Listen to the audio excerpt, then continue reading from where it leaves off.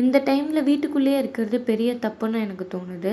Because அவள் யாராவது relatives வந்தால் ரொம்ப சந்தோஷமாக இருக்கா. யாராவது ஒருத்தவங்க தேர்ட் பர்சன் மூஞ்ச பார்த்தாலே ரொம்ப ஹாப்பி ஆயிடுறா.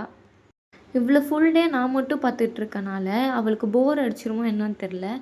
கொஞ்சமாக தான் சிரிக்கவே செய்கிறா. பாப்பாவுக்கு இப்போ 6th மந்த் கம்ப்ளீட் ஆயிடுச்சு. யாருக்காவது எப்படி எப்படிலாம் விளையாட வைக்கலான்னு டிப்ஸு தெரிஞ்சால் கமெண்ட் பண்ணுங்கள். பாப்பா பார்க்குறனால என்னால் கிச்சனில் நிறைய நேரம் ஸ்பெண்ட் பண்ணவும் முடியாது. அதே சமயம் அன்ஹெல்தியாகவும் சாப்பிட முடியாது.